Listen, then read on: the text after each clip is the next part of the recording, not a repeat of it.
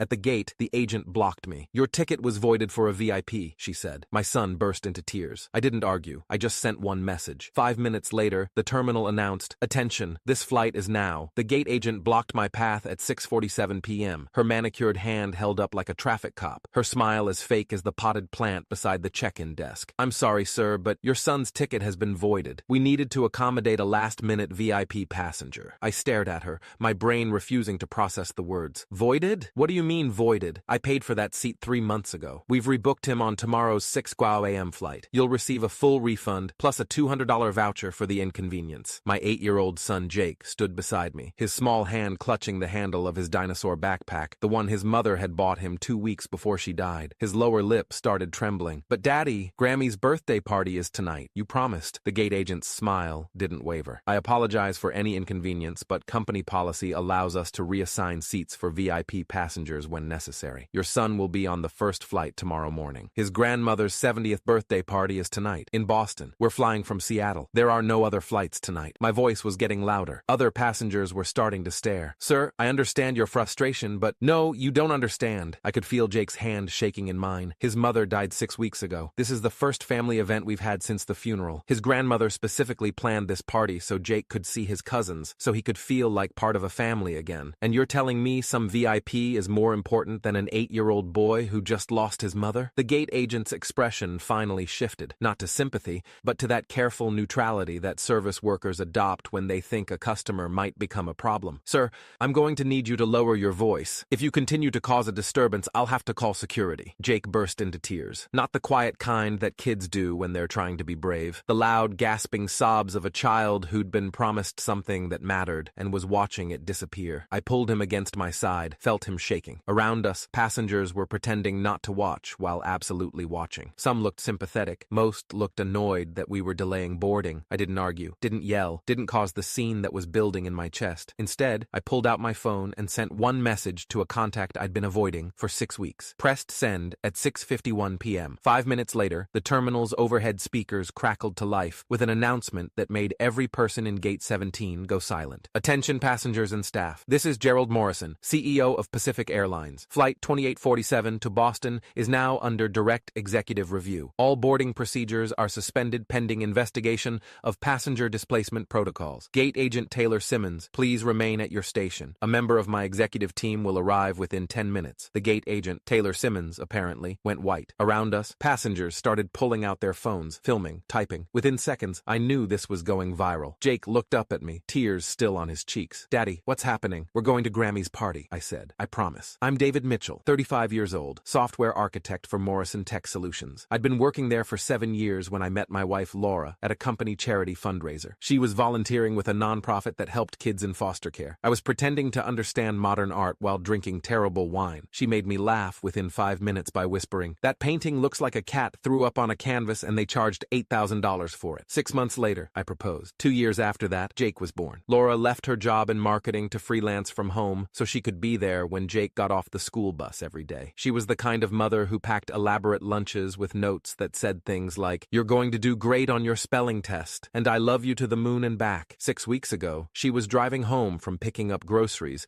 when a drunk driver ran a red light. The police said she died on impact, didn't suffer, like that was supposed to make it better. Gerald Morrison, the CEO of Pacific Airlines, was also the founder and CEO of Morrison Tech Solutions, my actual boss. I'd worked directly with him on 3 major projects, but since Laura's death, I'd been on bereavement leave, had barely spoken to anyone from work, except for a few emails about extending my leave. The message I'd sent him was simple. "Mr. Morrison, I'm at SeaTac Gate 17. Pacific Airlines just voided my 8-year-old son's ticket to accommodate a VIP. We're trying to get to his grandmother's birthday party. His mother, my wife, died 6 weeks ago. This is the first family event since her funeral. I've never asked you for anything, but I'm asking now. Please help us." I'd hesitated before sending it. Felt like I was using Laura's death, exploiting grief, overstepping boundaries. But then I'd looked at Jake's face, seen the devastation there, and I'd stopped caring about boundaries. The gate area erupted into chaos. Taylor Simmons was on her phone speaking in urgent whispers. 2 airport security officers arrived, looking confused. Passengers were talking loudly, some defending us, others complaining about the delay. A woman in a business suit 2 rows over was filming on her phone. "This is absolutely unacceptable," she said to her camera. "They bumped a child who just lost his mother so some VIP could have his seat. This is why people hate airlines. An older man approached me. I'm a retired attorney. If you need legal representation, I'd be happy to help pro bono. What they did is potentially illegal, denying confirmed passage without proper cause. Before I could respond,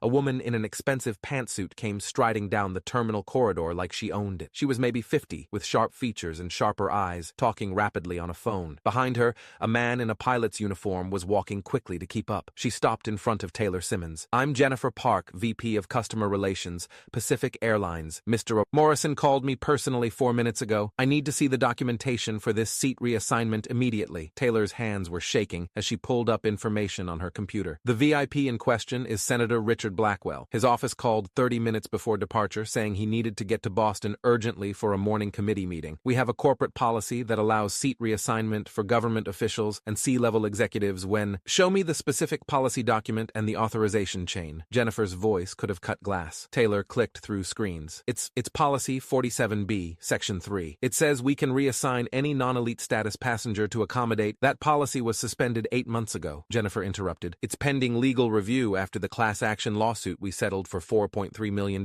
Did you not receive the memo? I don't. Who authorized this specific reassignment? My supervisor, Brandon Hayes. He's the senior gate supervisor tonight. Jennifer was already dialing her phone. Brandon, this is Jennifer Park. Did you authorize gate agent Simmons to void a confirmed passenger's seat to accommodate Senator Blackwell? A pause. I don't care what you thought you remembered about policy. You just violated federal passenger protection regulations and exposed the company to massive liability. Another pause. You're suspended, effective immediately. Report to HR tomorrow at 9 a.m. She hung up and looked at me. Mr. Mitchell, I apologize on behalf of Pacific Airlines. Your son will be on this flight. In fact, you're both being upgraded to first class, and Senator Blackwell can take your original seat or wait for tomorrow's flight. Where is the senator? I asked. Already on the plane. He boarded early through the premium passenger entrance. I'd like to speak with him. Jennifer looked uncomfortable. That's not standard protocol. Neither is voiding an 8-year-old's ticket. I'd like to speak with him, please. She studied my face for a moment, then nodded. Follow me. We walked down the jetway, Jake holding my hand. He'd stopped crying, but was very quiet. That particular stillness that kids get when they're overwhelmed and don't understand what's happening. Jennifer led us onto the plane. First class was at the front, 8 rows of large leather seats. Senator Richard Blackwell was in 2A, already sipping what looked like bourbon, his laptop open on the tray table. He was in his mid-60s, with the kind of confident demeanor that came from years of having people defer to him. He looked up, annoyed. I was told boarding was delayed. What's going on? Jennifer's voice was carefully neutral. Senator Blackwell, this is David Mitchell and his son Jake. They're the passengers whose seats were reassigned to accommodate you. His expression didn't change. I'm sorry for any inconvenience, but I have an important committee meeting in the morning. These things happen in air travel. I knelt down so I was at Jake's level. Jake, remember what Mom used to say about using our words when something isn't fair? He nodded, wiping his nose with the back of his hand. She said we should be brave and tell the truth even when it's scary. That's right. Do you want to tell the senator why we needed to be on this flight? Jake looked at Senator Blackwell, his voice small but steady. My mommy died. A drunk driver hit her car. Today is my Grammy's 70th birthday party, and I haven't seen my cousin since Mommy's funeral, and Daddy promised I could go, and they told us I couldn't because you needed my seat more. His voice cracked. But I needed it too. I needed it really bad. The cabin went silent. A flight attendant near the galley was crying. Even the pilot who'd come to observe looked uncomfortable. Senator Blackwell's face had changed, the confident mask slipping. Son, I didn't know. They just told me there was a seat available. My committee meeting is about airline passenger rights, he continued, and I saw something that might have been shame cross his face. About how airlines need to do better protecting families traveling with children, and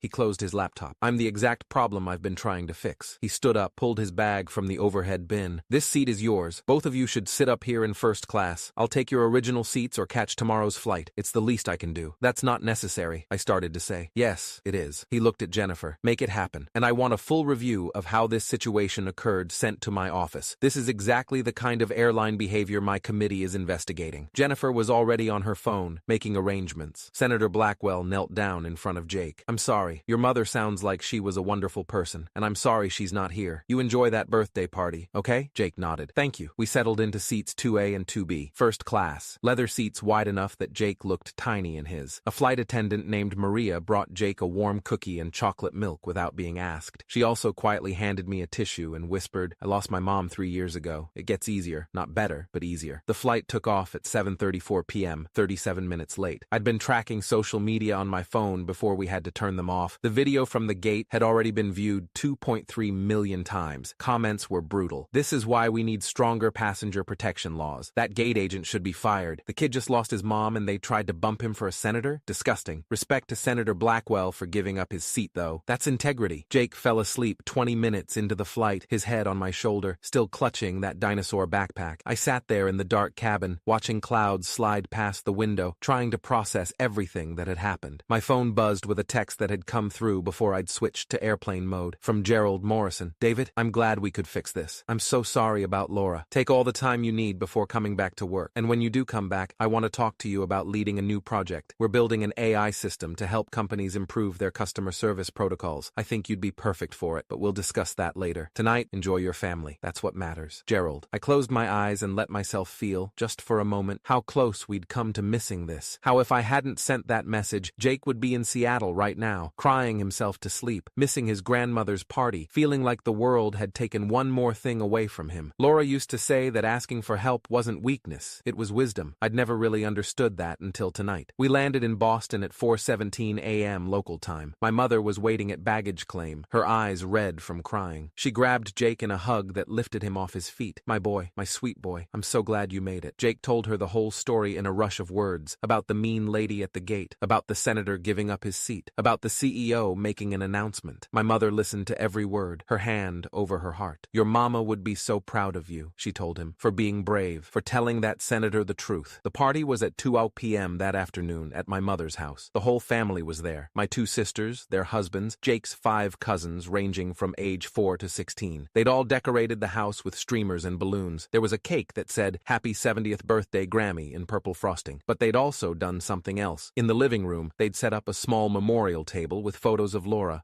holding baby Jake, Laura at our wedding, Laura